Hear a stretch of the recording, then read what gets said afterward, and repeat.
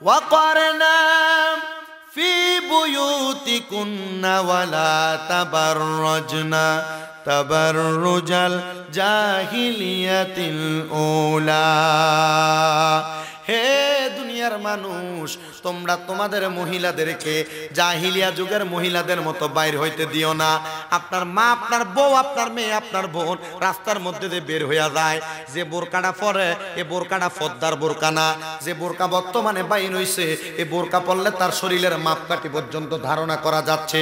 আপনার মেয়েটা স্কুলে যায়, মাদ্রাসায় যায়, মাদ্রাসায় যাওয়ারটা ছেড়ে দিলাম, স্কুলে যাওয়ার সময় চুলগুলা ছেড়ে দিয়ে রাস্তা দিয়ে হেঁটে যাচ্ছে, আপনি বাধা দিচ্ছেন না, বেপরদা ভাবে ছেড়ে দিচ্ছেন। আবার রাস্তার মধ্যে যদি কোনো ছেলেরা আপনার মেয়েকে ডিস্টার্ব করে, আপনি ছেলেটার নামে বিশাল লয়ে আপনি যান।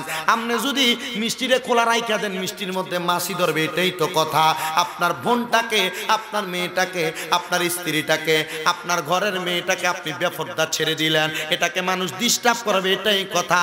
আপনি যদি আপনার বোন, আপনার মেয়ে, আপনার মাটাকে পর্দার মধ্যে ঢুকাইতেন, আল্লাহর কসম পর্দা থাকনেওয়ালা মেয়েটাকে কোনোদিন একটা বাজে ছেলে কোনোদিন রাস্তায় ডিস্টার্ব করতে পারে না। কেন?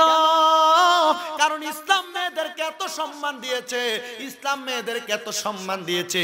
ওই দিনে এক বেড়া, আমি যখন মেয়েদের ব্যাপারে ওয়াজটা করতেছি, এক বেড়া আমারে কই, হুজুর আপনি মেয়েদেরকে ক্রিটিসাইজ করে কেন কথা বললেন? আমি বললাম কি বলছি? মেয়েরা বোরকা পরে তাদের শরীর দেখা যায়, এটা কেন বললেন? বোরকা তো ইসলামী পোশাক। আমি কইছি মুরব্বি, অনকালা যে পোশাক বাইর হইছে বোরকা, এটা পরলে সে উলঙ্গ হইলে যেমন দেখা যাইতো, এ বোরকা টাইট ফিটিং, এটা পরলে তাকে ঠিক তেমনই দেখা যায়। ঠিক না বেটে? এ বোরকা পরার চাইতে না পরা ভালো। নবী আমার ডাক দিয়ে বলেন, যদি তোমরা তোমাদের মহিলাদেরকে বেপরদাভাবে রাস্তার মধ্যে ছেড়ে দাও, তোমাদের মেয়েরা, তোমাদের মহিলারা বেপরদাভাবে রাস্তার মধ্যে যাওয়ার কারণে দেখবা এদের এই কারণগুলোর কারণে আল্লাহ পাক রব্বুল আলামিন এদেরকে দুনিয়াতে বিয়াত যদি করাইবো, আখিরাতে বিয়াত যদি করাইবো। কেমন বিয়াত যদি করাইবো একটু মনোযোগ দিয়া যদি শোনেন সাতবাড়িয়ার বাবারা, মেয়েগুলাদের রাস্তায় দর্শন হইতাছে, মেয়েগুলারা যে ছেলেরা তুইলা নিয়া দর্শন করতেছে, এই দর্শন করাটা দুনিয়ার কোনো কাম নয়, এটা একমাত্র তাদের বেপরদা থাকার ফলপ্রসূ একটা কারণ। এই জন্য আপনাদের সবার কদমে হাত দিয়ে বলি, কিয়ামতের আলামত যেহেতু জিনা ব্যভিচার বেড়ে যাবে, আপনার মা বোনকে পর্দার মধ্যে ঢুকান, আপনার মেয়েকে পর্দার মধ্যে ঢুকান। ঢুকাইতে পারলে দেখবেন জিনা ব্যভিচার কমে যাবে, আর নচেত দুনিয়া কিয়ামত হয়ে যাবে কিন্তু জিনা ব্যভিচার বন্ধ হবে না। এই জন্য দুনিয়াতে জিনা ব্যভিচার আমরাই বাড়াইয়া দিতেছি। দেখেন যখন ঘরের মধ্যে, এলাকার মধ্যে বিয়া শাদী হয়, বিয়া শাদীর মধ্যে গায়ে হলুদ, গায়ে হলুদ নাই? কেউ গায়ে হলুদ নাই? গায়ে হলুদের মধ্যে নাচানাচি, হলুদ লাগানি আসেনি ভাই সাহেব? হলুদ লাগায় দেবর বাবিরে, কোন বাড়ির মেয়ে কোন বাড়ির ভিতরে ডিজে গানের লগে নাচ। কথা বলেন না কেন? এটা জিনা ব্যভিচার, এটা বিয়া না, এটার মাধ্যমে গুনার কাজ করছেন। কথা কন না কেন? গায়ে হলুদের রাইতে লেগে আলাদা 50,000 টাকা বাজেট করে, এর রাইতে গায়ে হলুদ হইব, কিন্তু এটার কারণে আপনি জিনা ব্যভিচার আপনার সমাজে বাড়াই দিচ্ছেন। ঠিক না বে ঠিক? এজন্য মুসলমান ইমানদার ভাই বাবারা, জিনা ব্যভিচারকে বন্ধ করা লাগবে। জিনা ব্যভিচার বন্ধ করার জন্য এমন গায়ে হলুদের নামে বেহায়াপনাগুলাকে বন্ধ করে দেন, দেখবেন তাহলে আর সমাজের মধ্যে জিনা ব্যভিচার নাই। বন্ধুরে আমার, এ জিনা ব্যভিচার হলো কিয়ামতের আলামত। কিসের? জোরে কন্যা, কিয়ামতের আলামত। এবার নবী রাহমাতাল লিল আলামিন নবী ডাক দিয়া কয়, ওয়া ইয়াকসুরা জিনা ওয়া ইয়াকিল্লার রিজাল ওয়া ইয়াকসুরান নিসা।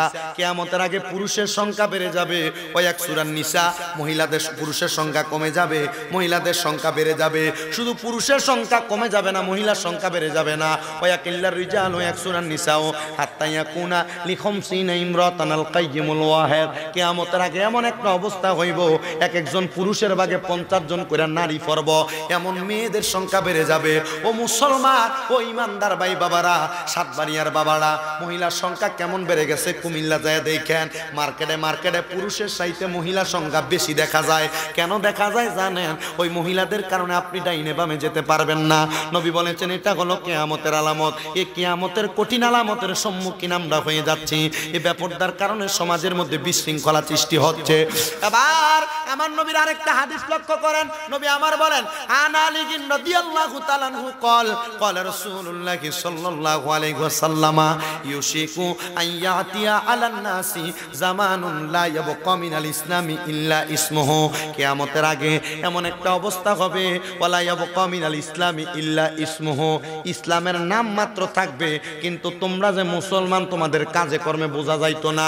হে সাতবাড়িয়ার মানুষ যারা ওয়াজ শুনতেছেন, একটু মনোযোগ দিয়ে আমার কথাটা শোনেন। লা ইয়াবকা মিনাল ইসলামি ইল্লা ইসমুহু, কিয়ামতের আগে ইসলামের নামে মাত্র থাকবে, মানুষ যে মুসলমান তারা কাজ কর্মে বোঝা যাইতো না। এলাকার যুবক ভাইয়েরা যেমন চুলের স্টাইল করতেছে, রাগ করবেন না যারা এখানে আছেন, ওঠারও দরকার নাই। আমি আপনাদের কাউকে ক্রিটিসাইজ করে কথা বলবো না, শুধু মনোযোগ দিয়ে শুনবেন। লা ইয়াবকা মিনাল ইসলামি ইল্লা ইসমুহু, কিয়ামতের আলামত মুসলমান দাবি করবে কিন্তু তাদের চুলের স্টাইল, তাদের চলার স্টাইল হবে খ্রিস্টানদের মতো। কাদের মতো? কাদের মতো? ওয়ালা ইয়াবকা মিনাল ইসলামি ইল্লা ইসমুহু, কিয়ামতের আলামত হলো ইসলামের নাম মাত্র থাকবে, তারা যে মুসলমান তাদের কাজে কর্মে বোঝা যাবে না।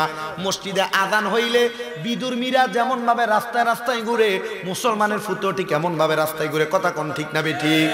আল্লাহর কসম, এই মাহফিলটা কোনো বিধর্মীদের বিরোধী নয়, কারণ ইসলাম ধর্ম কোনো বিধর্মীকে কোনোদিন অসম্মান করে নাই। ইসলাম ধর্ম অন্য ধর্মের কোনো মানুষকে অসম্মান করে নাই।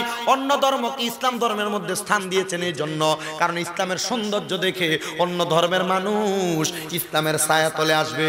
কিন্তু ও মুসলমান, তোমার সঙ্গে এবং অন্য একটা বিধর্মী অন্য ধর্মের মানুষের সাথে যদি তোমাকে ডিভাইড করা হয়, লক্ষ্য করলে দেখা যাবে তুমি তোমার ধর্মীয় কাজগুলো এমনভাবে করো না সে যেভাবে করে।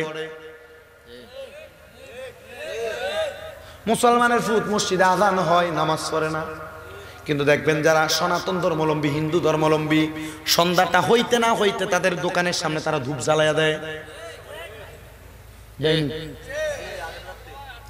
আগরবাতি জ্বালায় না। একটু মনোযোগের সাথে শোনার চেষ্টা করেন না।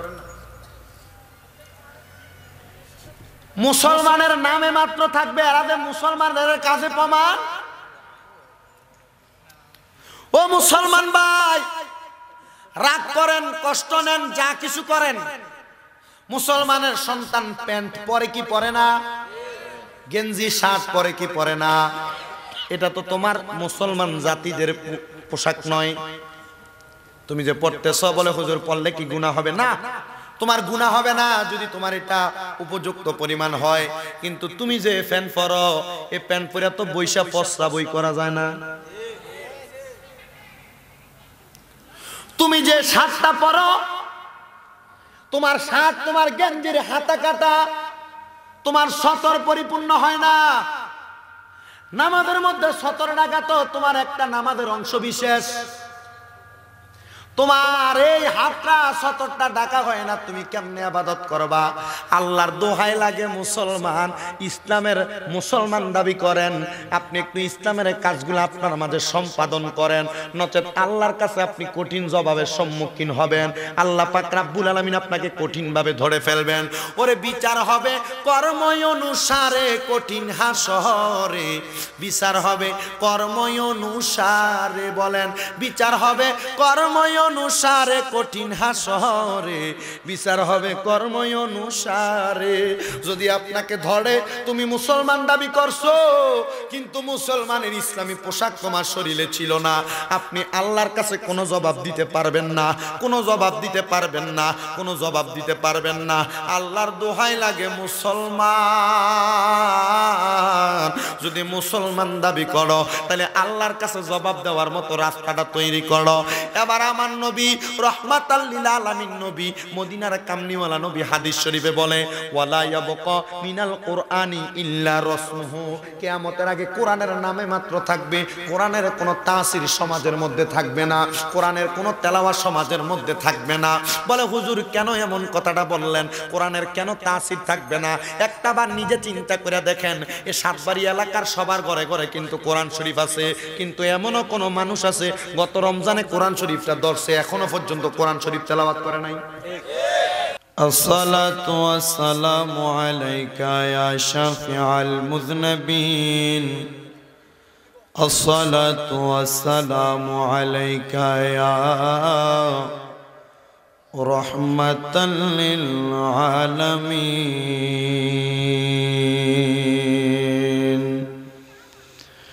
الحمد لله رب العالمين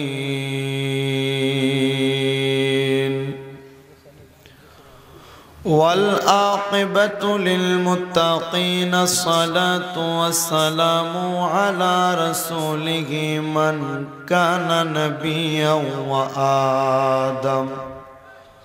وآدم بين الروح والجسد وعلى آله وأصحابه وأهل محبته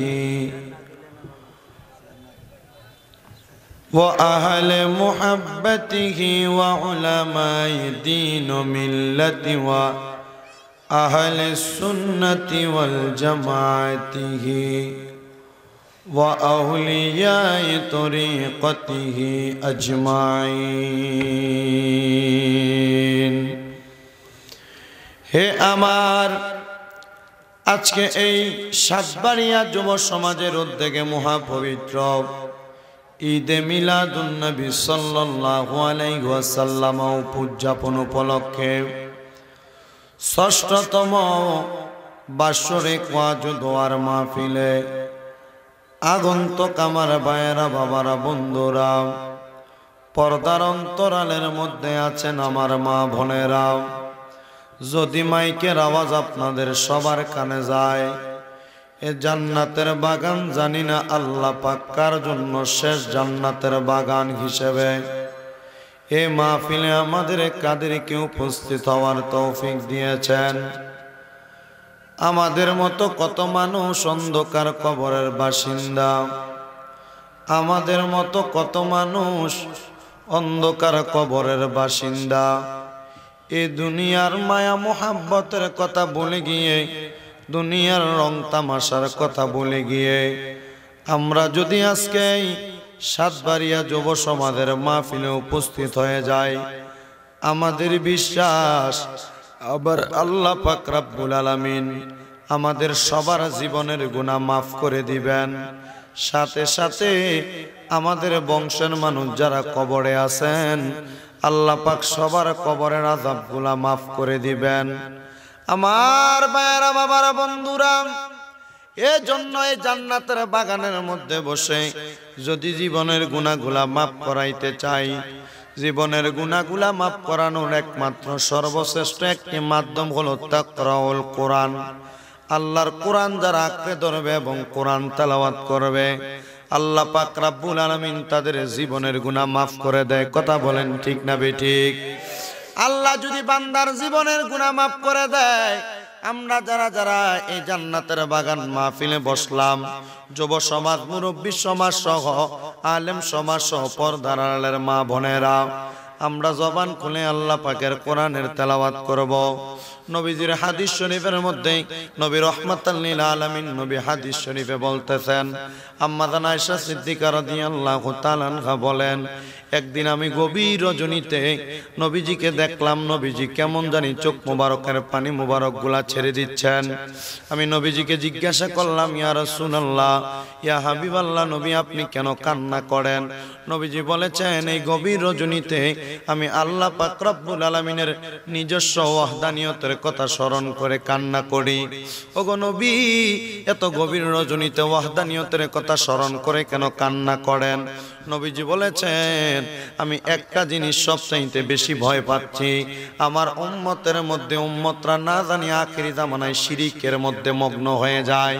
ইয়া রাসূলুল্লাহ, আপনার উম্মত যেন শিরিক মুক্ত ইবাদত করতে পারে অথবা শিরিকের মধ্যে মশগুল না থাকতে পারে, এটার জন্য আপনি নবী কি তাদেরকে কোনো উপদেশ প্রদান করবেন? নবী আমার উপদেশ প্রদান করে দিয়েছেন, শিরিক মুক্ত ইবাদতের জন্য এবং শিরিক থেকে বেঁচে থাকার জন্য নবীর উম্মত যেন দুনিয়ার জমিনের মধ্যে আল্লাহর কোরআন তেলাওয়াত করে এবং ইবাদতি সালাত, আল্লাহর ইবাদত নামাজ আদায় করে। এই জন্য সুন্দর ঘোষণা।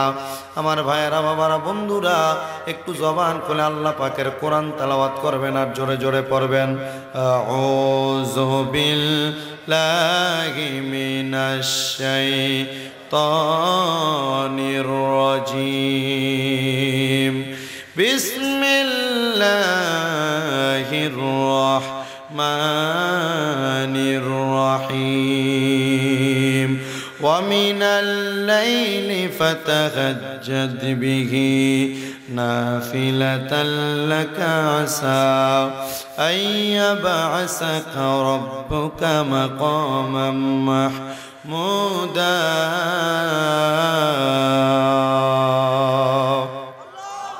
وقال تعالى في كلامه المجيد وفي فرقانه الحميد كل من عليها فان ويبقى وجه ربك ذو الجلال والإكرام وقال موت دردك هنا ما شاء الله ওগো এলাহি পিতা মাতার খেলার চলে মাতৃ গর্ভে পাঠাইলে জরায়ুতে দিয়েছিলে ঠাই মাশাআল্লাহ তোমার আজব নমুনা পিতা মাতা টের পাইল না আলী মুল গায়বি নাল্লা সাই ও গো এলাহি তোমার মত দরদি কেউ নাই মাশাআল্লাহ আল্লাহ আল্লাহ নাম শরণে গরনি দানে দয়া বিকা চাই ও গো এলাহি তোমার মত দরদি কেউ নাই মাশাআল্লাহ ও গো এলাহি কি সুন্দর দেহ বানাইয়া এই বহবে দিলা পাঠাইয়া তাই তো আমরা করতেছি বহরাই মারহাবা ও গো এলাহি কি সুন্দর দেহ বানাইয়া এই বহবে দিলা পাঠাইয়া তাই তো আমরা করতেছি বহরাই মাশাআল্লাহ মরণ কথা স্মরণ হয় না চিরকাল কেউ বেঁচে রয় না মরণ কথা স্মরণ হয় না চিরকাল কেউ বেঁচে রয় না কোন দিন জানি আমরা মইরা যাই ও গো এলাহি তোমার মত দরদি কেউ নাই মাশাআল্লাহ আল্লাহ আল্লাহ নাম শরণে গরনি দানে দয়া বিকা চাই ও গো এলাহি তোমার মত দরদি কেউ নাই মাশাআল্লাহ গাড়িতে একটা ইনু আছে লইয়া আল্লাহ আল্লাহ আল্লাহ লা ইলাহা ইল্লাল্লাহু মুহাম্মাদুর রাসূলুল্লাহ সাল্লাল্লাহু আলাইহি ওয়াসাল্লাম সবাই জবান খুলে উচ্চ কণ্ঠে পড়েন সাল্লাল্লাহু আলাইহি ওয়াসাল্লাম জবান খুলে পড়েন আলহামদুলিল্লাহ আর মুহাব্বতের আওয়াজে পড়েন আলহামদুলিল্লাহ মজ্জসদরে মোহতারাম আজকে এই সাতবাড়িয়া যুব সমাজের উদ্যোগে ঈদে মিলাদুন নবী সাল্লাল্লাহু আলাইহি ওয়াসাল্লাম উদযাপন উপলক্ষের এই ৬ষ্ঠতম বার্ষিক ওয়াজ ও দোয়ার মাহফিল হচ্ছে আমরা সবাই খুশি না বেজার আরো জোরে পড়েন খুশি না বেজার শয়তান বেজার এটা আমরা সবাই জানি না তবে আপনারা কি জানেন আজকের মাহফিল হচ্ছে আমাদের চাইতে আরেকটা দল সবচাইতে বেশি খুশি আছে এরা কারা কবরবাসী বলেন না এরা কারা কবরবাসী এরা অনেক খুশি কেন জানেন আজকে কবরবাসীদের রূহগুলাকে উন্মুক্ত করে দেওয়া হয়েছে কবরবাসীর রূহগুলো আমাদের আশেপাশে ঘোরাফেরা করতেছে আর হাত বাড়িয়ে আমাদের কাছে দোয়ার ভিখারি হয়ে গেছে সুবহানাল্লাহ জোরে পড়বেন না দোয়ার ভিখারি হয়ে গেছে আপনার আর আমার কাছে আল্লাহ পাক রব্বুল আলামিন যেন প্রত্যেকটা কবরবাসী কবরের আযাব আজকের মাহফিলের ওসিলায় মাফ করে। সবাই জবান খুলে পড়ি আল্লাহুম্মা আমিন। আরো মুহাব্বতের আওয়াজে পড়েন আল্লাহুম্মা আমিন। আচ্ছা বাবা, আপনারা বলেন তো, এই মাহফিলটা যে হচ্ছে, এই মাহফিলটা কি আসলে দুনিয়া পাওয়ার জন্য না আখিরাত পাওয়ার জন্য? জোরে বলবেন, দুনিয়া পাওয়ার জন্য না আখিরাত পাওয়ার জন্য? আচ্ছা, আখিরাত পাওয়ার জন্য যদি এই মাহফিলটা হয়ে থাকে, আমরা যারা আল্লাহর বান্দা রাসূলে পাকের উম্মত দাবি করি, আমরা তো আখিরাতের জন্য আরো অনেক মাধ্যম আছে। মাহফিল কেন, ঠিক না? আখিরাতের জন্য আরো অনেক মাধ্যম আছে। নামাজ পড়লে আখিরাত পাওয়া যাবে না? রোজা রাখলে আখিরাত পাওয়া যাবে না? অন্যান্য ইবাদত, নফল ইবাদতের মাধ্যমে আখিরাত পাওয়া যাবে না? তবে এই জান্নাতের বাগান মাহফিলের মাধ্যমে কি পাওয়া যাবে আর আখিরাত কেন পাওয়া যাবে? এই জান্নাতের বাগান মাহফিলের মাধ্যমে আখিরাতটা এমন ভাবে পাওয়া যাবে যে কি, একটা কথা আমাদের মনে রাখতে হবে, আখিরাতটা এমন ভাবে পাওয়া যাবে, কারণ এই দুনিয়াতে নামাজ চললে একজন নামাজের কারণে জান্নাতি, আর আমরা যারা আল্লাহর বান্দা রাসূলে পাকের উম্মত, আমরা যখন আল্লাহর ইবাদত নামাজ পড়ার পরেও এই জান্নাতের বাগান ওয়াজ মাহফিলের ময়দান সাজানো হয়, এই ওয়াজ মাহফিলের ময়দান সাজানোর পরেও আল্লাহ পাক রব্বুল আলামিন যদি কোনো মানুষকে হেদায়েতে তৈয়বা নসিব করে, ওই হেদায়েতের কারণে আল্লাহ পাক রব্বুল আলামিনের আখিরাত এবং জান্নাত পাওয়ার উপযুক্ত আমরা হওয়ার একটা মাধ্যম হচ্ছে ওয়াজ মাহফিল, ঠিক না বে ঠিক? আল্লাহ পাক রব্বুল আলামিন যেন এই মাহফিলটার ওসিলায় আমাদের সবার জীবনের গুনাহ মাফ করে। সবাই পড়ি আল্লাহুম্মা আমিন। এবং আমাদের বংশের মানুষ যারা অন্ধকার কবরে, আল্লাহ যেন প্রত্যেকের কবরের আযাব মাফ করে। সবাই পড়ি আল্লাহুম্মা আমিন। আমার ভাইরা, বাবারা, বন্ধুরা, গভীর মনোযোগের সাথে আলোচনার ধারাবাহিকতাটা একটু রক্ষা করার চেষ্টা করব। আল্লাহ পাক রব্বুল আলামিনের কালামে হাকিম থেকে আমি দুইখানা আয়াতে কারিমা তেলাওয়াত করেছি। এই দুইখানা আয়াতে কারিমা তেলাওয়াত করে আমি আপনাদের কাছে একটু কথা স্মরণ করে দেওয়ার জন্য সূরা আর রহমানের 26 এবং 27 নম্বর আয়াতটা তেলাওয়াত করেছে কিয়ামতের আলামতের জন্য ব্যাপারে। আল্লাহ পাক রব্বুল আলামিন কুরআনুল কারীমে বলেন, বিসমিল্লাহির রহমানির রহিম, কুল্লু মান আলাইহা ফানি ওয়া ইয়াবকা ওয়াজহু রাব্বিকা যুল জালালি ওয়াল ইকরাম।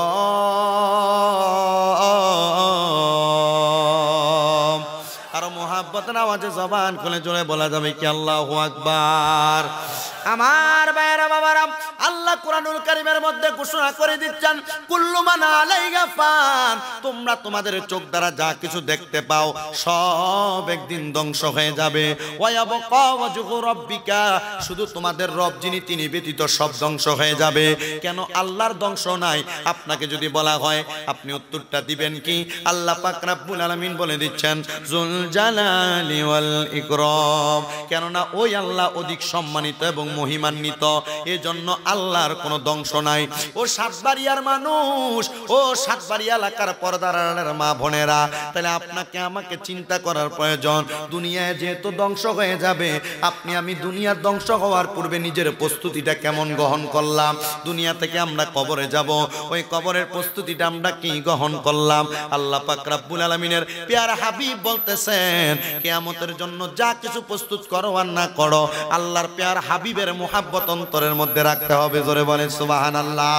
সবাই একটু জবান খুলে দুরূদ শরীফ পড়েন, আল্লাহুম্মা সাল্লি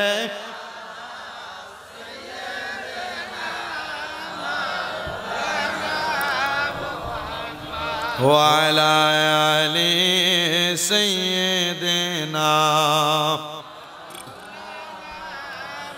কেউ বাজাবে জাহান্নামে, কেউ বাজাবে জান্নাতে,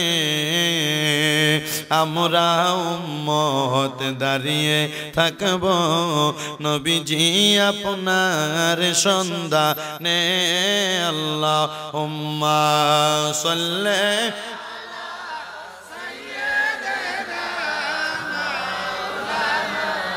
মুহাম্মাদ ওয়ালা আলি সাইয়্যিদিনা। আমার ভাইয়েরা, আল্লাহ পাক রব্বুল আলামিন বলে এই দুনিয়াতে আমরা যা কিছু দেখতে পাই সব একদিন ধ্বংস হয়ে যাবে। আপনারা বলেন আল্লাহর কথা সত্য না মিথ্যা? অস্বীকার করলে কারোর ঈমান থাকবে না, চলে যাবে। এই জন্য কিয়ামতের জন্য আপনি কি প্রস্তুত করেছেন? নবীর সাহাবী হযরত আনাস ইবনে মালিক রাদিয়াল্লাহু তাআলা আনহু বলে, ইয়া রাসূলুল্লাহ, ও দয়াল নবী, মায়ার নবী, আপনার কাছে আমি ছোট্ট একটা কথা জানতে চাই নবীজি। আপনি না আল্লাহর হাবিব, আপনি বলেন না কিয়ামত কখন হবে? নবী আমার ডাক দিয়া কয়, আনাস, কিয়ামতের জন্য তুমি কি প্রস্তুত করেছো, কি রেডি করেছো? হযরত আনাস ইবনে মালিক বলে, ইয়া রাসূলুল্লাহ নবীজি, আমি দুনিয়ার জমিনের মধ্যে অন্য কোনো কিছু প্রস্তুত করি নাই, তবে ও মায়ার নবী, আপনি দয়াল নবী, একটা কথা আমাকে বলে দেন না, কিয়ামতটা কখন হবে? নবী আমার ডাক দেয়া কয়, আনাস, কিয়ামতের জন্য কি প্রস্তুত করেছে? প্রশ্ন করার পরে আনাস ইবনে মালিক কয়, ইয়া রাসূলুল্লাহ, আমি আমার দুনিয়ার ধন সম্পদ টাকা পয়সা সবকিছুর পরেও আমি কিয়ামতের জন্য আল্লাহ এবং তার রাসূলের মোহাব্বত ভালোবাসা আমি দুনিয়ার জমিনের মধ্যে রেডি করেছি।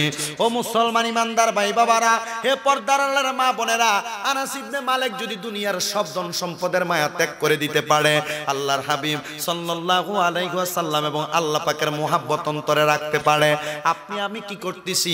দুনিয়ার টাকা পয়সা ধন দৌলতের পেছনে দৌড়াইতেছি।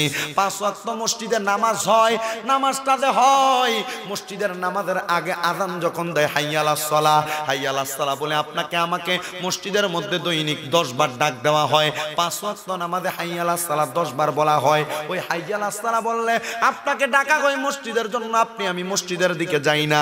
এখন আপনি আমি মসজিদে না যাওয়ার কারণে আমাদের ঠিকানাটা কোন জায়গায় হবে আপনাকে আমাকে চিন্তা করার প্রয়োজন, অন্য কোনো জায়গা নয়। জায়গাটার নাম হবে ফি নারি জাহান্নামা খালিদিনা ফিহা। ওই জাহান্নামের মধ্যে আপনি আমি চলে যাব, যে জাহান্নামের মধ্যে আমরা চিরস্থায়ী বাসিন্দা হয়ে থাকব। সাতবাড়িয়ার মানুষ, ও আমার সাতবাড়িয়ার বাবারা, একটু মনোযোগ দিয়া যদি আমার কথাটা আপনি শোনার চেষ্টা করেন, আরো সুন্দরভাবে বুঝবেন রে মুরব্বীরা, আরো সুন্দরভাবে বুঝবেন রে যুবকেরা। আপনার মতো অনেক মুরব্বীকে লক্ষ্য করে দেখবেন কুমিল্লা টু মুজাফফরগঞ্জ রোডের মধ্যে অ্যাক্সিডেন্ট করে মারা যায়। আপনার মতো অনেক যুবকদেরকে দেখবেন ঘুমের ঘরে এমনি নিজে নিজে মারা যায়। আরে পর্দার অন্তরালের কত মা বোনেরা মাইকের আওয়াজ শুনতেছেন, হসপিটালের বেডে চিকিৎসারত অবস্থায় অনেক মা বোন তো মারা যায়।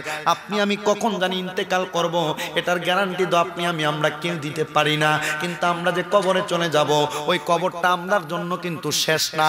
আপনি মনে করতেছেন মারা গেলাম, এটাই মনে হয় আমার শেষ।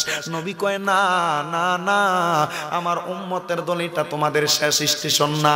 অন্ধকার কবরে যাওয়ার পরে আল্লাহ পাক রব্বুল আলামিনের প্রশ্নের সম্মুখীন তুমি হইবা। আল্লাহ পাক 2 জন ফেরেশতা দিয়া তোমারে যে 3টা প্রশ্ন করব, তুমি মনে করতেছো এই প্রশ্নগুলাই মনে হয় তোমার শেষ, আর কোনো কিছু নাই। না রে মুসলমান, না। এই প্রশ্নগুলার পরেও আল্লাহ পাক রব্বুল আলামিন তোমার জন্য ফুল সিরাত রেডি করে রেখেছেন, মিজান রেডি করে রেখেছেন, তারপরে জান্নাত এবং জাহান্নামের যে কোনো একটা রেডি করে রেখেছেন। হে আমার সাতবাড়ি এলাকার আব্বুজিরা, ও মুসলমান ইমানদার, ওই কবরের মধ্যে প্রশ্নের জবাবগুলা দেওয়ার পরে আপনি যখন অন্ধকার কবরের মধ্যে চলে যাবেন, ওই অন্ধকার কবরে যাওয়ার পরে আল্লাহর বান্দা নবীর উম্মত হইয়া অন্ধকার কবরে আপনাকে মিজানের পাল্লায় নেওয়া হবে। হাদিস শরীফের মধ্যে এসেছে, ওই মিজানের পাল্লায় নবীর উম্মতের আমলনামা ওজন করার পরে যখন দেখবে তার গুনার পাল্লা ভারী, তার আমলের পাল্লাটা একবারে হালকা, ওই উম্মতে মুহাম্মদী জাহান্নামের দিকে চলে যাবে। কিন্তু নবী রাহমাতাল লিল আলামিন নবী আমার ডাক দিয়া কই, উম্মত আমার তোমরা শুনে রাখো, যদিও জাহান্নামের মধ্যে উম্মত চলে যায়, কাল হাসরের ময়দানে পশ্চিম দিক থেকে আমি নবী উপস্থিত হয়ে যাব। আর আমি নবীজি সুম্মা আখিরুল্লাহু সাজিদা, আমি নবী সাজদার মধ্যে পড়ে যাব এবং বলতে থাকবো, ইয়া রব্বি হাবলি উম্মতি উম্মতি। নবী আমার বলে যখন আমি সাজদায় পড়ে যাব, আল্লাহর ফেরেশতা হযরতে জিবরাইল আলাইহিস সালাতু ওয়াস সালাম আমি নবীর কাছে আয়েশা বলবে, ইয়া মুহাম্মাদার ফারাসাকা, হে মুহাম্মদ সাল্লাল্লাহু আলাইহি সাল্লাম আপনি আপনার মাথা মুবারক উঠান। আমার নবী বলেন আমি মাথা মুবারক উঠাবো না। অতঃপর আমাকে বলা হবে, ওয়াকুল ইউসমাতু তালাকা, ও মুহাম্মদ সাল্লাল্লাহু আলাইহি সাল্লাম আপনি কি বলবেন বলেন বলেন, আপনার সব কথা শোনা হবে। নবী রাহমাতাল লিল আলামিন নবী বলেন, আমি নবীকে ওই সময়ও বলা হবে, ওয়াশফাতু শাফা, আপনি শাফাত করেন, আপনার শাফাত কবুল করা হবে। নবীজি শাফাত করবে, নবীর শাফাত কবুল করা হবে মুসলমান। কিন্তু নবী যেই কথাটা আপনাকে বলল, আপনি তো নবীর আদেশ মোতাবেক চলেন না। আপনার বয়স শেষ হয়ে যাচ্ছে, আপনার বয়স কমে যাচ্ছে, আপনি দিন দিন আপনার যৌবনকাল থেকে বুড়াকাল, বুড়াকাল যৌবনকাল থেকে আপনি প্রাপ্তবয়স্ক কাল থেকে বুড়াকালে চলে এসেছেন। আপনি যদি ইন্তেকাল করেন, তাহলে আপনার ইন্তেকালের পরে যখন হাসরের ময়দানে ধরা খাইবেন, তাইলে ওই সময় কিন্তু আপনার সবার আগে নবীজির কথা মনে হবে। কারণ নবী বলছে যে এই কাজ করো, আপনি করেন নাই। নবী বলছে যে এই কাজ করো না, আপনি সেই কাজটা করছেন। এজন্য একজন আশিক বলে, ওরে এমন একদিন আসবে চলে, বুক বাসাবি নয়ন জলে, নবীর কথা পড়বে সেদিনে মনে। হায় রে, নবীর কথা পড়বে সেদিনে মনে। ওরে গায়ের জোরে বললে কথা, নবীর প্রাণে লাগে ব্যথা। গায়ের জোরে বললে কথা, নবীর প্রাণে লাগে ব্যথা। চিরদিন তুই থাকবি না ভুবনে, বলেন চিরদিন তুই থাকবি না ভুবনে, নিরঞ্জনে দিবে তোড়ে দোজকের আগুনে, বলেন দিবে তোড়ে নিরঞ্জনে দিবে তোড়ে দোজকের আগুনে। তোমার শিশুর পরে যৌবন এলো, কত জনে ফল পাইল, কেহ নাহি পারে তোমার সনে। হায় রে, কেহ নাহি পারে তোমার সনে। ওরে 40 বছর হইলে পার, কল কবজায় ধরিবে, জঙ্কারে জম গুড়িবে, পিছনে পিছনে বলেন জম গুড়িবে, পিছনে পিছনে নিরঞ্জনে দিবে তোড়ে দোজকের আগুনে, বলেন দিবে তোড়ে দোজক নিরঞ্জনে দিবে তোড়ে দোজকের আগুনে। তোমার বয়স যখন পড়বে বাটি, সঙ্গী হবে বাঁশের লাঠি, কিছু কিছু কম শোনো বাজে কানে। মুমিনি ভাই, কিছু কিছু কম শোনো বাজে কানে। তোমার বয়স যখন পড়বে বাটি, সঙ্গী হবে বাঁশের লাঠি, কিছু কিছু কম শোনো বাজে কানে। মুসলমান, কিছু কিছু কম শোনো বাজে কানে। ওরে বল কমিবে হাতে পায়, পেশারে মাথা ঘুরায়, বল কমিবে হাতে পায়, পেশারে মাথা ঘুরায়। ছোট অক্ষর দেখবি না নয়নে, বলেন ছোট অক্ষর দেখবি না নয়নে, নিরঞ্জনে দিবে তোড়ে দোজকের আগুনে, বলেন ফুরবে তোড়ে দোজকের আগুনে, নিরঞ্জনে দিবে তোড়ে দোজক। ও মুসলমান, ওই দুজকের আগুনের কথা যদি মনে হয়, ওই কিয়ামতের পূর্বে আপনি নিজেকে কঠিন আলামত থেকে বাঁচানোর একটু চেষ্টা করবেন। হুজুর রাহমাতাল লিল আলামিন নবীর কাছে সাহাবায়ে কেরাম বলে, ইয়া রাসূলুল্লাহ, আপনি নবী বলেন না কিয়ামতটা হওয়ার আগে উম্মতে মুহাম্মদী কি কোনো টের পাবে না? আমার নবী কই উম্মত কিয়ামত হওয়ার আগে উম্মতে মুহাম্মদী অবশ্যই টের পাবে। কিন্তু কঠিন কিয়ামত যখন হবে, আল্লাহর কোরআন থেকে পাওয়া যায়, আল্লাহর কোরআন বলতেছে কঠিন কিয়ামত যখন শুরু হয়ে যাবে, আসমানে যে তারকাগুলা দেখো, ওই তারকাগুলা তো তোমরা ছোট ছোট আকারে দেখতেছো, ওই তারকাগুলা তোমাদের মাথা সেট করে তোমাদের পেটের নারী বুড়িগুলা নিয়া তোমাদের পাকস্থলী হয়ে নিচের দিকে বের হয়ে যাবে। তোমাদের বড় বড় ঘরগুলা, তোমাদের বড় বড় পাহাড়গুলা যা তোমরা দেখতে পাও, সব তুলার মতো উড়বে। মুসলমান, তোমরা বড় কঠিন আলামতের সাধন হয়ে যাইবা। ওইগুলা দেখে অনেক মানুষ বলবে, হায় রে, এ মাটিটার কি হইল? সূরা জিলজালের মধ্যে আল্লাহ পাক রব্বুল আলামিন বলে দিচ্ছেন, হ্যাঁ হ্যাঁ, ওই মাটির ভূগর্ভের মধ্যে যা কিছু থাকবে, ওই মাটি সব কিছু বের করে দিবে। মুসলমান, আপনি দুনিয়াতে চলাফেরা করা অবস্থায় যে মাটির উপরে দাঁড়ায় মিথ্যা কথা বলেন, এ মাটি কিন্তু আপনার মিথ্যাগুলাকে মানুষের সামনে প্রকাশ করে দিবে। মুসলমান, ক্ষেতের মধ্যে রোয়া লাগাইতে যাইয়া এক কাইটটা আইলডারে কাইটটা দিয়ে আপনি 1 বিঘা বানাইছেন, এ মাটি মাটি কিন্তু ওই সময় আপনার এমন জোরদারের কথা বলে দিবে, হায় রে ওই কিয়ামতের কঠিন আলামতের কথা কি তোমাদের মনে নাই? কিয়ামতের কঠিন আলামতের কথা কি এখনো তোমার মনে হয় না? রহমাতাল লিল আলামিন নবী বলে, উম্মত আমার, কিয়ামতের কঠিন আলামতের মধ্যে আরেকটা আলামত হইল আনা নাসিম রাদিয়াল্লাহু তাআলা আনহু কল ক্বালা রাসূলুল্লাহ সাল্লাল্লাহু আলাইহি ওয়াসাল্লাম ইন্না মিন আশরাতিস সাআতি আইয়ারফাল ইলমু, কিয়ামতের আগে এমন একটা অবস্থা হবে, ইলম উঠে যাবে, ওয়া ইয়াকসুরা জালু, মূর্খতা বেড়ে যাবে, এমন একটা অবস্থা হবে মুসলমান সমাজ যারা পরিচালনা করবে এরা ইলম শূন্য মানুষ থাকবে, সমাজ যারা পরিচালনা করবে এই মানুষগুলোর মধ্যে কোনো জ্ঞান গর্ব থাকবে না। ইয়া রাসূলুল্লাহ নবীজি আপনার কাছে আমরা জানতে চাই কিয়ামতের আর কঠিন আলামত কি? আমার নবী বলতেছেন আইয়ার ফালাল মুয়াকসুরা জালু ইয়াকসুরা জিনা, সমাজের মধ্যে জিনা ব্যভিচার বেড়ে যাবে। যুবক ভাই, হে সাতবাড়িয়ার যুব সমাজের ভাইয়েরা, নবী যে বলল ওয়াকসুরা জিনা, জিনা ব্যভিচার বেড়ে যাবে। আপনাকে যদি প্রশ্ন করা হয় আপনি জিনা বলতে কি বুঝেন, আপনি তো আপনার উত্তর প্রকাশ করতে পারবেন না। আপনি মনে করতেছেন একজন পুরুষ একজন মহিলার সাথে অবৈধভাবে সম্পর্ক করলে মনে হয় এটাকে জিনা বলে। না রে না, এটাও একটা জিনা, এর চাইতে বেশি জিনা আমাদের সমাজে হচ্ছে। আমাদের চোখ দ্বারা জিনা হয়, জবান দ্বারা জিনা হয়, হাত দ্বারা জিনা হয়। বলে হুজুর কিভাবে? মুসলমান একজন মাহরাম মহিলার দিকে কোন ছেলে যদি, কোন পুরুষ যদি তার এ চোখ দিয়া তাকায়, এটা তার চোখের জিনা। কিসের জিনা? বলে হুজুর মুজাফফরগঞ্জ বাজারে গেলে, মুজাফফরগঞ্জ বাজারে গেলে একদিনে কমপক্ষে 2,000-3,000-5,000 মহিলার চেহারা দেখা যায়। এটা কি জিনা হয় না? আল্লাহর কাছে কি জবাব দিবেন?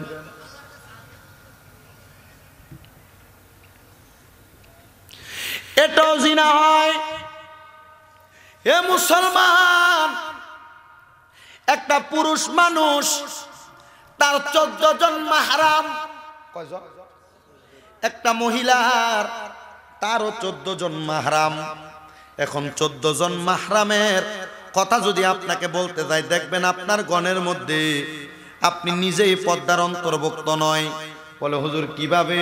বলে আপনি কিয়ামতের কঠিন আলামতের কারণে আপনি নিজেই ফেসে যাবেন। শোনো মুসলমানের দল, শোনো একটা কথা মনোযোগের সাথে শুনবা। নারীদের জন্য মাহারাম ব্যক্তি যারা, মানে নারীরা 14 জন ব্যক্তির সামনে ব্যতীত অন্য কারোর কাছে যাইতে পারবে না, অথবা অন্য কাউকে দেখা দিতে পারবে না। মহিলাগণ যারা পর্দার অন্তরাল থেকে শুনতেছেন, টাকা দিয়া বক্তাই না, শুধু মনে করতেছেন দিয়ে একটা গজল গাইলে এটাই বক্তা হইব, দিয়ে একটা কথা যদি মনে না রাখেন, আল্লাহর কসম আমার জিহ্বা কাটবো, আপনারা কানরও সেদা করব। বলে হুজুর কেন? আমি আপনাদের কাছে সঠিক বাণী পৌঁছাইতে পারি না এই জন্য।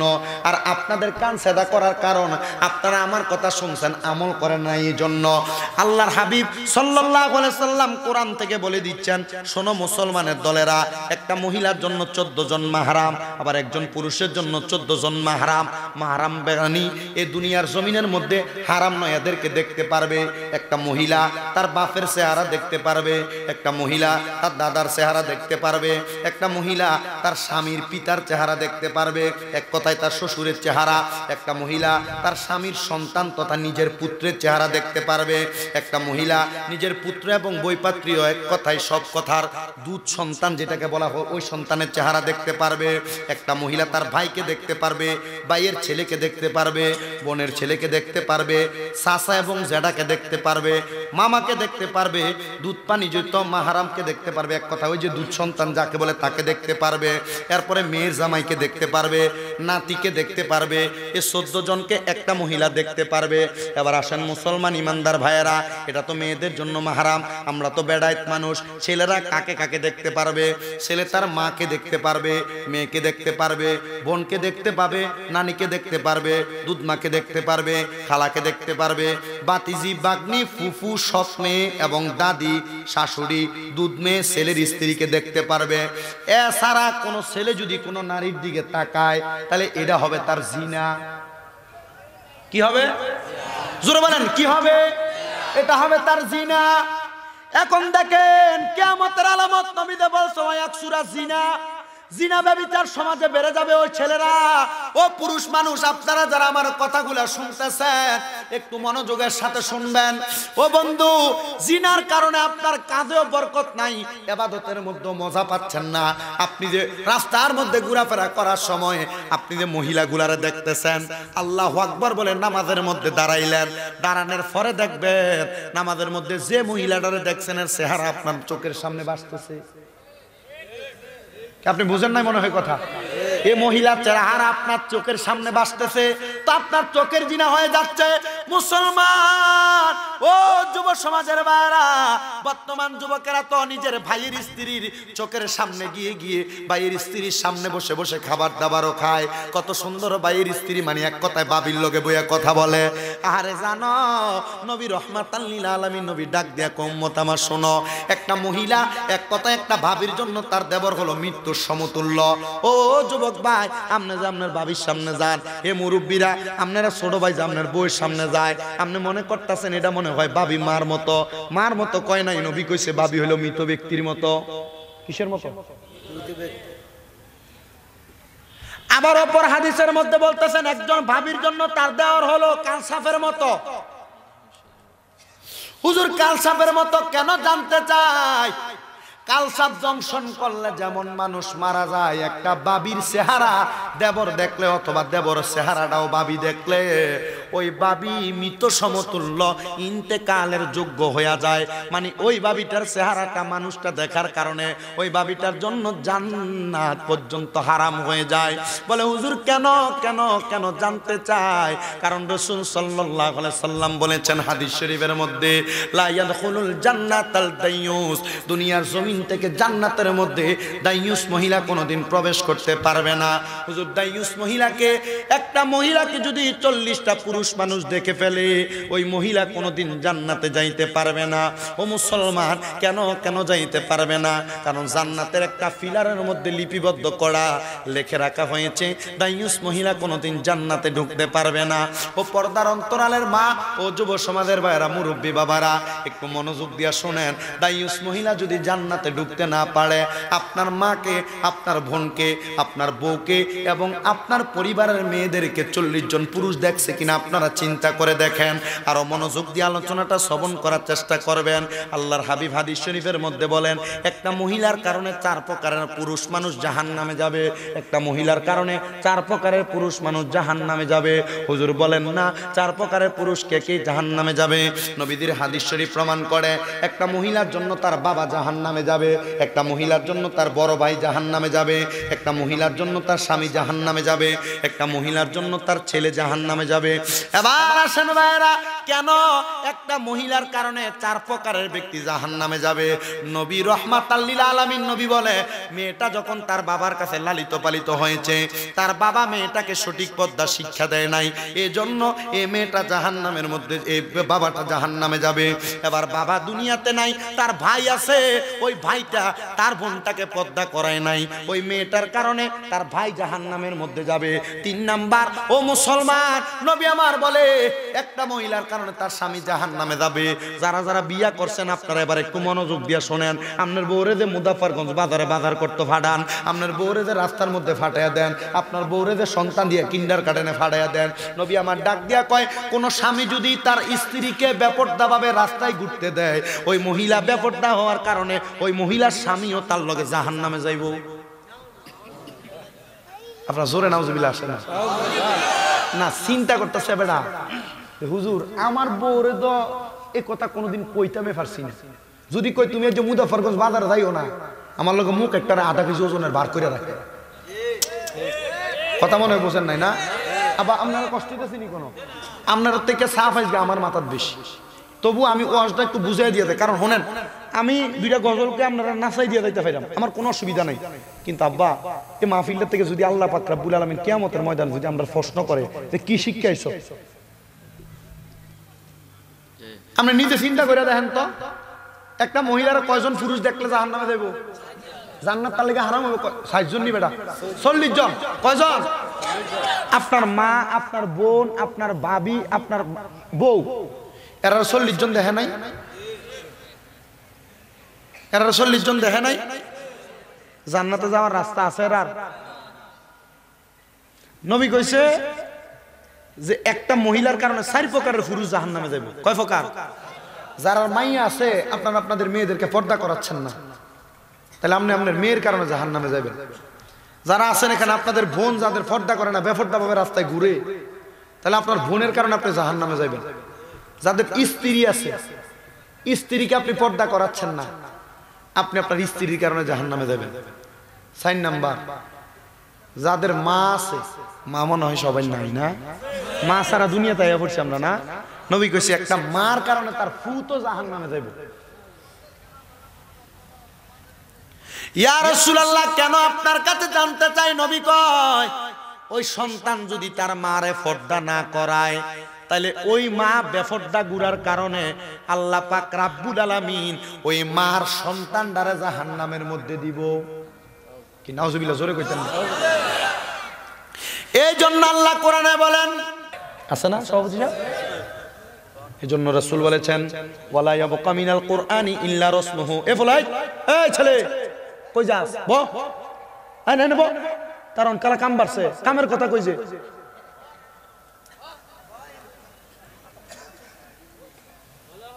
এটি ভাল লাগে না তো আব্বু, এগুলো ভাল লাগবে না। জিজ্ঞাস করি আজকের মাহফিলের মধ্যে, সাতবাড়িয়ার মাহফিলে যারা বসেছেন, কয়জন আল্লাহর কোরআনটা তেলাওয়াত করতে পারেন? আপনি মুসলমান, কয়জন কোরআন পড়তে পারেন? সবার জবান থেকে এক বাক্যে আওয়াজ আসবে, হুজুর সংসার চালাইতে যাইয়া, ব্যবসা করতে যাইয়া, স্ত্রী পুত্রের খাবারের যোগান দিতে যাইয়া আমি আমার কোরআন তেলাওয়াত শিখতে পারি নাই। তুমি না মুসলমান, তুমি কেমনে আল্লাহর কোরআনের তেলাওয়াত এখনো পারো না? কি জবাব দিবেন? ওয়াজ তো করতেছে মাহফিল কমিটির যুবক ভাইরা, এটা ভালো জিনিস। কই এখনো তো বলেন না, 1 বছর ওয়াজটা বন্ধ রাইখা এলাকার যুবকদেরকে কোরআন শিক্ষা চালু করে দেখান। কি জবাব দিবেন মনিবের কাছে? আমার এটাই মনের মধ্যে আকাঙ্ক্ষা। নবীজি তো বলেছেন আমার উম্মত যদি আমার আইনের বাইরে, আমার কথার বাইরে চলে, কাল হাসরের ময়দানে আমি নবিয়াদেরকে শাফাত করব, দূরের কথা এদের চেহারার দিকে ফিরেও তাকাবো না। ঠিক। নবী যদি আপনার চেহারার দিকে তাকায়, আমি তোরে চিনি না, আপনার আমার কোনো জবাব নাই। দুনিয়াতে আপনি ইংলিশ স্পিকিং শেখার জন্য লাখ লাখ টাকা খরচ করেন, আইল টেস্ট করার জন্য হাজার হাজার টাকা খরচ করেন। কই আল্লাহর কোরআনের জন্য তো আপনি শিক্ষা গ্রহণ করার জন্য 1 ঘন্টা সময় আপনি এখনো দিলেন না। প্রয়োজন নাই, প্রয়োজন নাই। এত লাখ টাকা খরচ করে মাহফিল করে কি লাভ হবে বলেন আমাকে? এটার কোনো একটা ফায়দা দেখান। যদি এলাকার যুবক, এলাকার মুরব্বী মুসলমান দাবি করার পরে আল্লাহর কোরআনটা না শিখতে পারে, নাস্তিকদের প্রশ্ন, কোরআন না শিখলে কি সে মুসলমান না?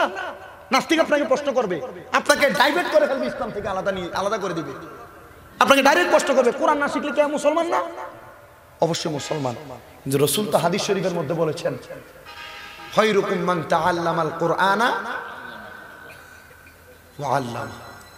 তোমাদের মধ্যে সর্বোত্তম ওই ব্যক্তি যে কোরআন নিজে শিখে এবং অপরকে। আপনি নিজেই তো শিখেন নাই। আপনার পায়ে পরে যুবক ভাই, দেন আপনার পা আমার কাছে দেন, জিহ্বা দিয়ে পরিষ্কার করে দেই। তবুও মুসলমান দাবি করার পরে ওয়ালা ইয়াবকা মিনাল কুরআনি ইল্লা রাসমুহুর অন্তর্ভুক্ত হয়েন না। নবী কয় কোরআনের নামে মাত্র থাকবে, সাতবাড়িয়ার ঘরে ঘরে কোরআন শরীফ থাকবো, সকালবেলা কোরআন তেলাওয়াত হইতো না, মহিলারা নাক ডাইকা ঘুমাইবো। বেড়া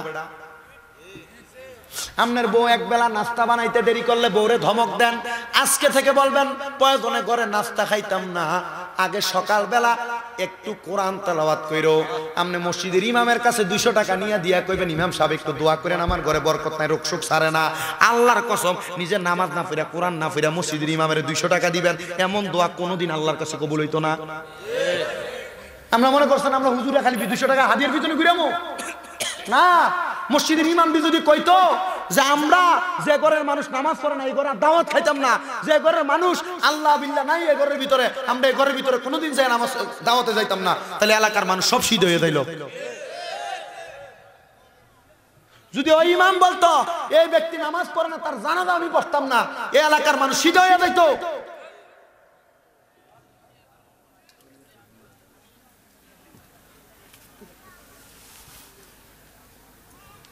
আমার মুসলমান একটু মনোযোগ দেন। কিয়ামতের কঠিন আলামতের কথা মনে হইলে নিজের কাছে ভয় লাগে। আমার তো আল্লাহর কাছে দেখানোর মতো এমন কোন আমলও নাই। মাঝে মাঝে নিজে নিজে চিন্তা করি, মনিব যদি আমারে ধরে, আপনাদের মতো শ্রোতাদের সামনে আমার মতো হুজুরে আল্লাহ বেয়াজ্জতি করব মিয়া, আমি কি জবাব দিব মওলার কাছে? নবী যে কইছে কিয়ামতের আলামত। আপনারা বলেন, এখন থেকে আজকে মাহফিল থেকে বাড়ি যাইয়া সবাই সবার স্ত্রী, সবার বোন, সবাই সবার স্ত্রী এবং মেয়েদেরকে বলবেন, বলে এখন থেকে সকালবেলা নাস্তা বানায় প্রয়োজনে আধা ঘন্টা পরে ঘরের মধ্যে দিদি আল্লাহর কোরআনের বরকত আনতে চাও, আল্লাহর রহমত আনতে চাও, কঠিন রোগ বালা মুসিবত ছাড়াইতে চাও, এখন থেকে আল্লাহর কোরআন তেলাওয়াত করবা। দৈনিক পারলে এক পারা, না পারলে এক পাতা, না পারলে আধা বিশটা, না যদি পারো একটা আয়াত হইল ঘরে কোরআন তেলাওয়াত করাইবেন।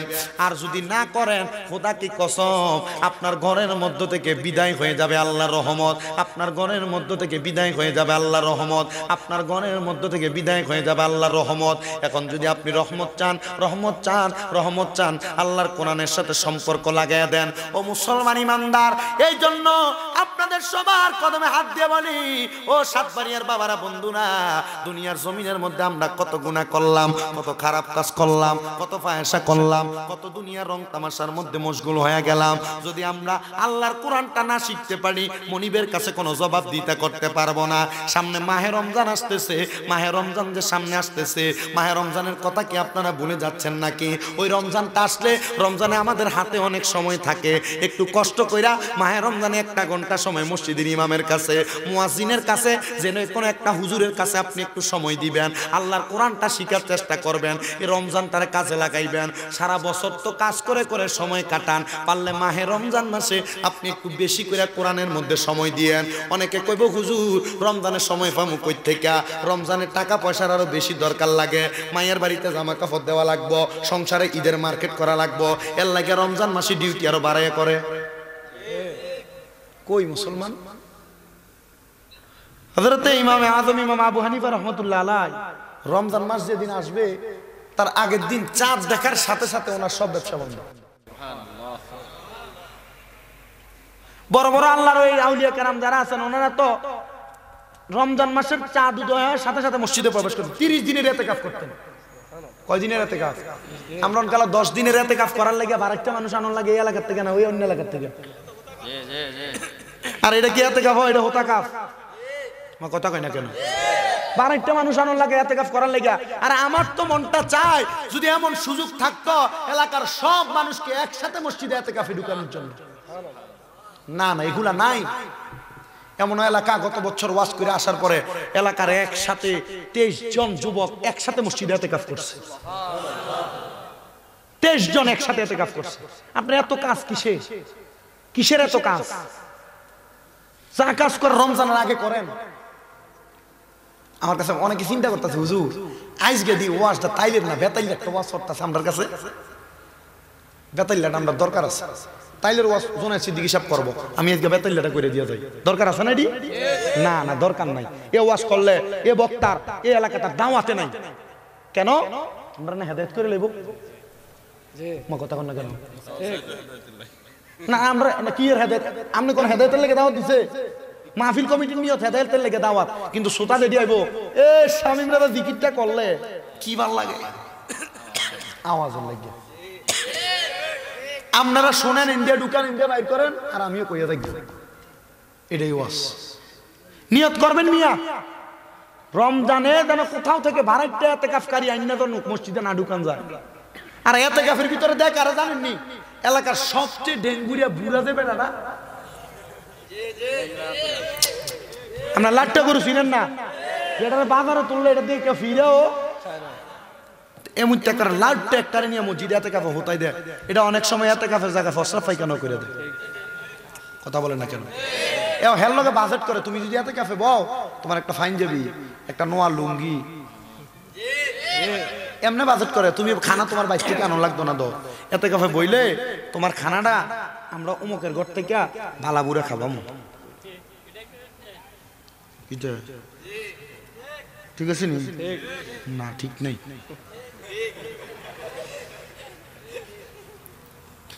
হেরো বাজারে যেটি ঘুরতেছে চিন্তা করিস না, ওয়াজ এডি কামের ওয়াজ। এতে কাফে বোয়াকন্ডার একবার লাটটা ডানা এলাকার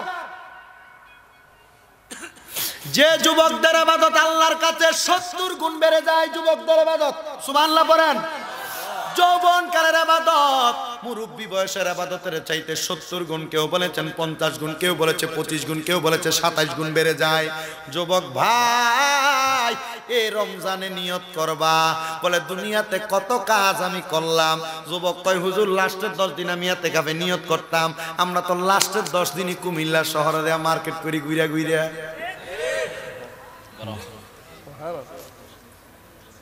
লাস্টের 10 দিনে তো আমরা মার্কেট করি কুমিল্লা ঘুরা ঘুরা। এ যুবক ভাই, এই এলাকার মসজিদ কমিটি, এলাকার যুব সমাজ, এ সাতবাড়িয়ার যুব সমাজ, এ মাহফিল তোমরা করেছ। এ মাহফিল থেকে আজকে একটা শিক্ষা গ্রহণ করো। আগামী রমজানে জানো, আগামী রমজানে জানো, আগামী রমজানে জানো এতে কাফকারি কুজ্জা কুজ্জা কিন্না মসজিদে না ঢুকানো লাগে।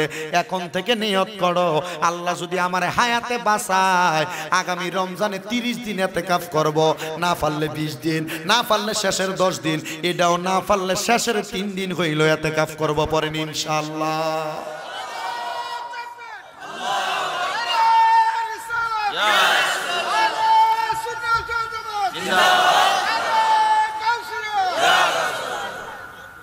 মনে হয় না, না মনটা চায় না হুজুর সংসার সালাম কেমনে হুজুর 10 দিন ইতিকাফ করলে? আমার এই ওয়াজের কোনো দাম নাই, বিশ্বাস করেন কোনো দাম নাই। যদি এই এলাকা থেকে আমি আগামী রমজানে যদি খবরটা পাই আমার কাছে যে হ্যাঁ এলাকার মানুষ যারা এখানে আসছেন আপনারা, যদি খবর যায় হুজুর আমরা মসজিদে 10 জন ইতিকাফে বসছি হুজুর, আল্লাহর কসম কলিজা ঠান্ডা হবে, কলিজা ঠান্ডা হবে। আমি গত রমজান অনেক এলাকায় বলে দিছি, হাওলাত করে লাখটা মানুষকে দিয়ে মসজিদে ইতিকাফ করেন না। আপনারা ওয়াদা করেন, বলে হুজুর আমরা চেষ্টা করব আমরা আগামী রমজানে। আরে বাবা কি লাগা কোন না, কোন সন্তানের জন্য আপনি ইতিকাফ করতেছেন, কোন সন্তানের জন্য দুনিয়ার কামাই করতেছেন? এ ফুত আপনার বুইলা দেবে কবরে। যে বউরে নতুন কাপড় কিনা দেওয়ার লাগে রমজানে বেশি করে কষ্ট করে কাপড় কিনা দিতেছেন, এ বউর কাছে হাসরের ময়দানে একটা নেক আমল চাইবেন, বউ কবে আমি আপনাদের চিনি না। আল্লাহ এলাকার উপরে খাস রহমত বরকত দান করুন। আমি নিয়ত করছি, আমি নিজে নিয়ত করছি, কোন বক্তা কি আমার দাওয়াত কমব, আমি নিয়ত করছি এখন থেকে প্রত্যেক মাহফিল কমপক্ষে 5টা মিনিট হলো রমজানের ইতিকাফ, রমজানের ইবাদত, আল্লাহর কোরআন শিক্ষার ব্যাপারে দুই একটা কথা বলে যাব। আপনার আমার জীবন বৃথা শেষ। মুরব্বী আছে জীবন, নিয়ত করেন না, বলে হুজুর আমি ইতিকাফ কইরা ইনশাআল্লাহ। হান খাবো কেরা দোয়ানে বই বই, ইস্তারের সাইডি খাবো কে দোয়ানে।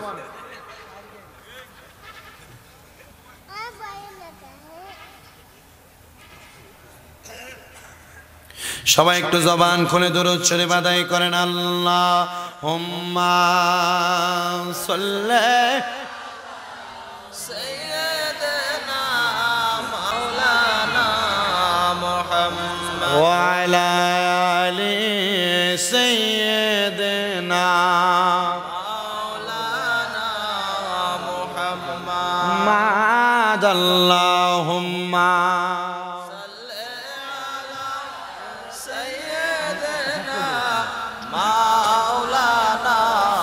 মুহাম্মদ ওয়া আলা আলি সাইয়্যিদিনা। দুনিয়ারি মায়ায় পড়ে বলিস না রে মানুষ সব, এই দুনিয়া থাকবে পরে, আপন জন সব হবে পর। আল্লাহুম্মা সাল্লি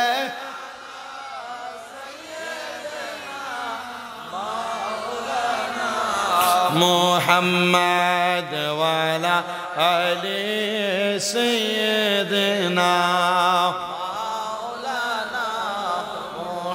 আমার মুসলমান ইমানদার ভাই বাবারা, ওয়ালা ইয়াবকা মিনাল কুরআনি ইল্লা রাসমুহু, যেই কথার মধ্যে ছিলাম কিয়ামতের পূর্বে কোরআনের নাম মাত্র থাকবে, সবার ঘরে ঘরে কোরআন থাকবে, কিন্তু মানুষগুলা কোরআন তেলাওয়াত করবে না, মানুষগুলা কোরআন থেকে দূরে সরে যাবে। এবার আমার নবী রাহমাতাল লিল আলামিন নবী আমার ডাক দিয়ে উম্মত আমার, তোমরা শোনো, তোমরা শোনো, তোমরা শোনো, ইয়া রাসূলুল্লাহ কি শোনাইবেন? এবার আমার নবী কয় কিয়ামতের আরো আলামত, মাসাজিদুহুম আমিরাতু ওয়া হুয়া খরাবুম মিনাল হুদা। কিয়ামতের কঠিন আলামতের মধ্যে একটা আলামত হইল, মানুষগুলা ঘরের মধ্যে এলাকার মধ্যে মসজিদগুলা হইব সুন্দর জাকজমকময়, কিন্তু মসজিদগুলা হইব হেদায়েত শূন্য। কি শূন্য? হেদায়েত শূন্য। কি শূন্য? এবার মনোযোগ দিয়ে শুনুন। আপনার সাতবাড়িয়ার মসজিদে টাইলস আছে না, ফ্যান ফাঁকা, মসজিদের সব কিছুর দিক দিয়ে সৌন্দর্য, ঠাই লাগাইছে না, সুন্দর না মসজিদ? এটা নবীর কথা। মাসাজিদুকুম আমিরাতু ওয়া হুয়া খরাবুম মিনাল হুদা। কিয়ামতের আগে মসজিদ হইব সুন্দর, কিন্তু হেদায়েত শূন্য। মসজিদের ইমামের পিছনে যে বেটারা নামাজ পড়ব সে সুদখোর। কথা কয় না তো? মসজিদের ইমামের পিছন দিয়ে দাঁড়াইবো এ ব্যক্তি এলাকার সবচাইতে বেশি নিকৃষ্ট, আছে না? মসজিদের সভাপতি সেক্রেটারি ক্যাশিয়ার যারে বানাইবো হে এলাকার ভিতরে গোশ মানুষের জাগাত দালালি করে, আছে না? নাই এডি নাই আপনার এলাকা। নবী কয় এটা কিয়ামতের আলামত, মাসাজিদুকুম আমিরাতুন ওয়া হুয়া খরাবুম মিনাল হুদা। কিয়ামতের আগে মসজিদগুলো হবে চাকচিক্যময় সুন্দর, কিন্তু হেদায়েত শূন্য। এই মসজিদ পরিচালনা যারা করবে সুদখোর ঘুষখোর সমাজের নিকৃষ্ট ব্যক্তি মসজিদের দায়িত্ব পালন করবে। কথা কোন ঠিক না বেটি? নারায়ে তাকবীর, নারায়ে রিসালাত, আহলে সুন্নাহ ওয়াল জামাত জিন্দাবাদ, সাতবাড়িয়া যুব সমাজ জিন্দাবাদ। গভীর মনোযোগ দিবেন। এই কথা যে জায়গার ভিতরে কই ফুলাফাইন লইয়া ছুড়ে, মসজিদের কমিটিতে সুদখোররে আর ঘুষখোররে বানাইলেন, একবারও চিন্তা করলেন না? আমার তো মনটা চায় মসজিদ কমিটি হবে তারা, ইমাম মুয়াজ্জিন দুইজনে যদি ছুটিতে চলে যায়, 5 ওয়াক্ত নামাজ পড়ানোর ক্ষমতা রাখে যারা, কিন্তু মসজিদের সভাপতি এমন একটা ব্যক্তিরে রাখে যে বেটা দাড়ি রে কোদাল দিয়া কোবাইয়া সমান করে রাখছে বেটারে।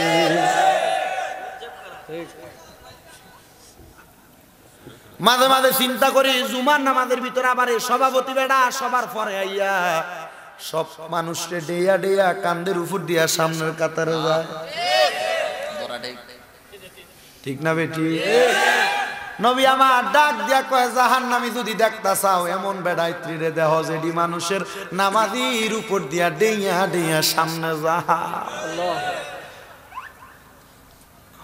ও মুসলমান, আমি চিন্তা করি মাঝে মাঝে শুক্রবারে জুমার দিনে যে ইমামের পিছন দিয়া বেড়াটা দাঁড়ায়, ইমাম সাহেবের যদি কোন রকম জুডা সুইটা যায়, যদি ইমাম সাহেব বুইরা ডাক দিয়া কয় সভাপতি সাহেব নামাজটা একটু ফরান, সভাপতি নি মুসল্লিরারে সেজদার ভিতরে রাখিয়া বজ্ঞা যায়।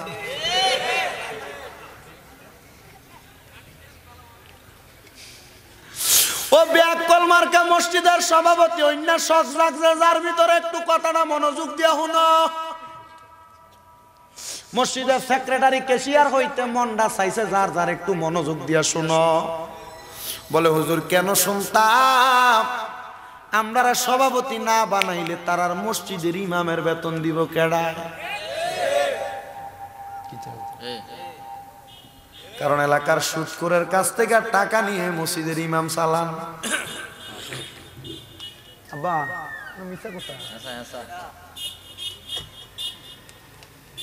আমি মূর্খ মানুষ, কি বলি জানি না, তবে কথাগুলা যদি সত্যি হয় একটু মনোযোগ দিয়েন।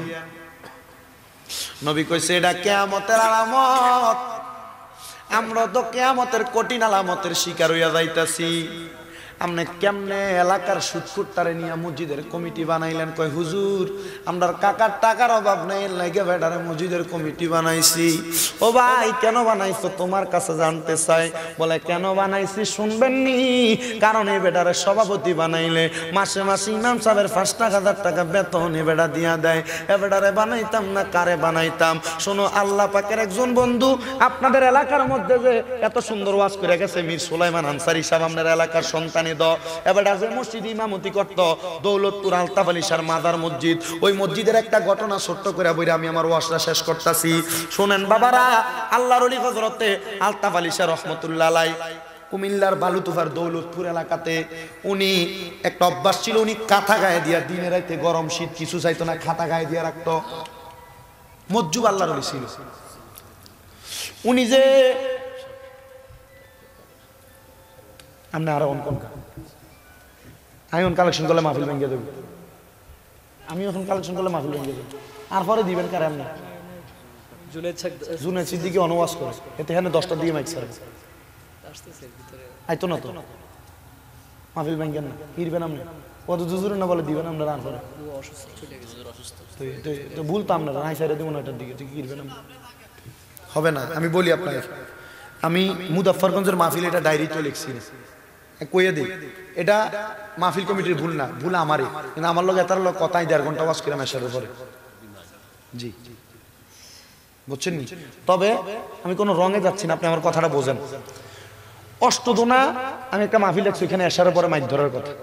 আমি এদেরকে কোন রকম বলছি আপনারা একটু চেষ্টা করে একটু চালাই নেন। আমি এখানে আমার কইছো কিন্তু তুমি হুজুর আপনি 1 ঘন্টা সময় দিয়ে দেন, কইছেন নি? আমি 1 ঘন্টা নাই 1.5 ঘন্টা সময় দিতেছি। তাই যদি সারি যে আমরা কিভাবে চালাই, এটা তো আপনারা বুঝতে হবে বিষয়টা। কারণ আমি আমার নির্দিষ্ট হক না আদায় করলে আমি জবাব দিব কার কাছে? আমি আমার হক আদায় করে যাচ্ছি। কথা কি বুঝতে পারতেছেন? আমি এখানে ওঠার আগে আমি বুঝছি এমন একটা ক্রিটিসাইজ হয়ে যাবে। তা আমি আপনাদেরকে আগে ভালোভাবে একটা কথা বলি, এটা মনোযোগ দিয়ে শুনুন, এরপর আলতাফ আলী স্যার কথাটা বলতেছি। কি দেখুন, মনোযোগ দিয়ে শুনে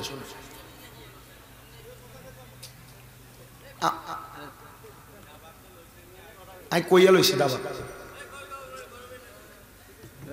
আমি বইলা নিছি একটু বুঝতে হইব। আমি শোনেন আমি বলি, অষ্টদোনাতে আমি এসার পরে মাইক ধরার কথা, এরা আমি ফোন দিয়ে বলছি আপনারা একটু কোনো রকম চালান, আমি এখান থেকে শেষ দিয়া, কারণ আমার এখানে যেটা ওয়াদা আমি আগে আমার 1.5 ঘন্টা ওয়াদা পালন করতে হইব, না পালন করে আমি যাই লইতো না। এরপরে এটা আপনাদের বিষয় নিজস্ব। তা আমি এখানে কইছি যে আমি আইতেছি, আমার আরেকটা মাহফিল আছে আপনার বামনডা, বুঝছেন বিষয়টা? এটা আমার ডায়েরি উলট পালট আছে এখানে। আমি এগুলা তবু আমি চেষ্টা করছি আমার ওয়াদা যেন থাকে, আমি তো আমার ওয়াদা বরখালাফ করে যাইতে পারতাম না। আপনি ওয়াজ শুনতে পারবেন 3 ঘন্টা, আমি গজল গিয়ে সময় কাটে দিয়ে লইব। আমি অন্য ওয়াজে 2 মাহফিলে যে ওয়াজ করি, আজকের এই কথাগুলো আমি 1 মাহফিলে বলতেছি। কথা কি বুঝতে পারতেছেন? আমি 2 মাহফিলে যে কথা বলি, আজকে এই মাহফিলের ভিতরে অল্প সময় ওয়াজ করবো বিদায়, আমি এই মাহফিলের ভিতরে আজকে পুরোগুলা কথা বলতেছি এবং সঠিক কথা বলার চেষ্টা করতেছি। কারণ আমরা হুজুর আর জিব্বাটার আগে টান দিয়ে ধরে আছে না, 3টা আগুনের কেসি দিয়ে কাটবো। আল্লাহ কয়টা আগুনের কেসি দিয়া? 3টা কাটবো। একবার কাটতে মনে করছেন ছাইরে দিব, আল্লাহ কয় কোন কইয়া জিব্বাটার জোড়া লাগামু, আবার ফুস দিয়ে কাটতাম, খালি কষ্ট দিমু তারে। এই মিশা কথা কইছ দেখে মিশা কথা জোয়া। কথা কি বুঝতে পারতেছেন?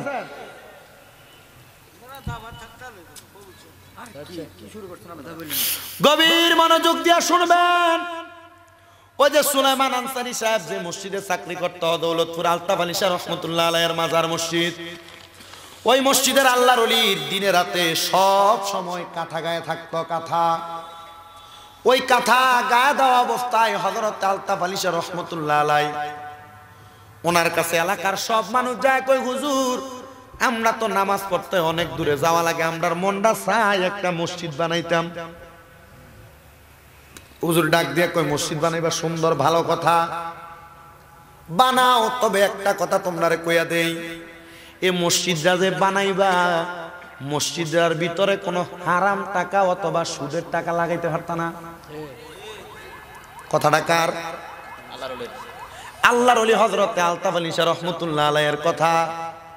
এবার হযরতে আলতাফ আলী শাহ রহমতুল্লাহ আলাইহির এই কথা শুইনা সবাই মসজিদ সুন্দর কইরা বানিয়ে ফেলছে, কোনো হারাম টাকা লাগাইছে না।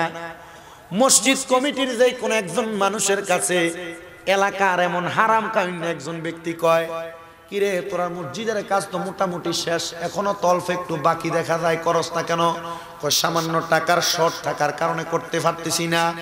বলে ঠিক আছে আমার কাছ থেকে কিছু টাকা লইয়া যা।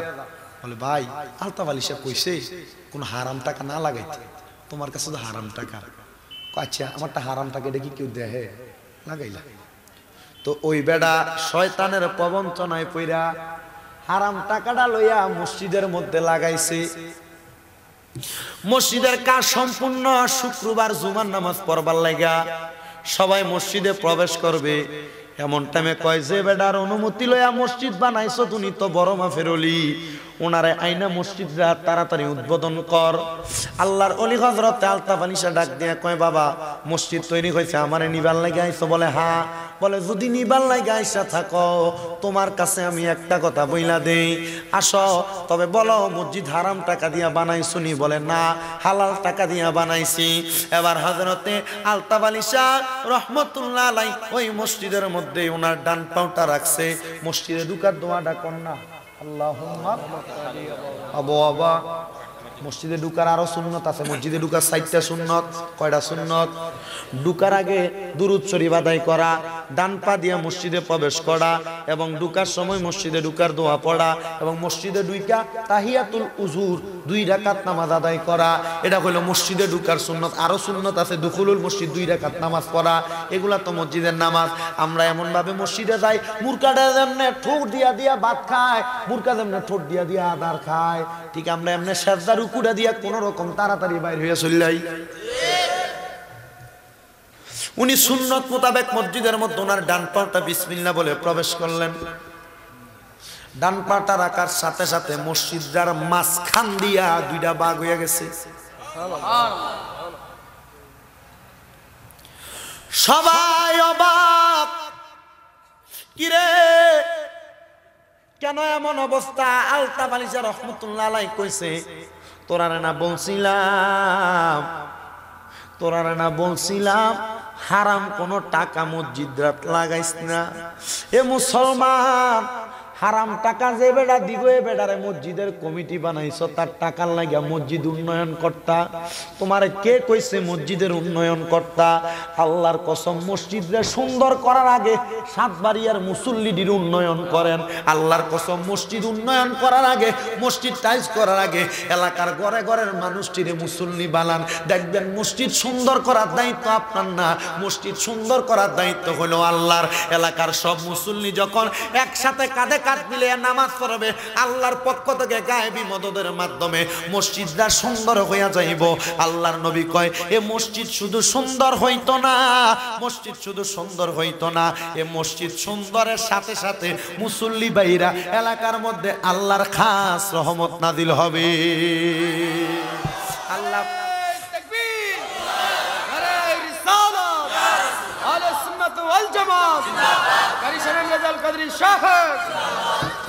এবার আপনারা কোন কি মসজিদ সুন্দরী করবেন না মুসল্লি সুন্দর করবেন? কোন কোন কোন মসজিদ না মুসল্লি? তাহলে আমরা মুসল্লি সুন্দর করার দরকার দরকার দরকার। আল্লাহ আমরা সে তৌফিক দান করেন। সবাই কোন আল্লাহ আল্লাহ আল্লাহ আমাদেরকে সেই তৌফিক দান করেন। তাহলে মসজিদ সুন্দর করার পূর্বে সুন্দর করবেন কি কি মসজিদ সুন্দর কি সুন্দর করবেন? মসজিদের কাম ফর হইবে। রাজি রাজি? কিয়ামতের আলামত থেকে বাঁচার আলোচনায় ধারাবাহিকতা এতটুকু রাখলাম।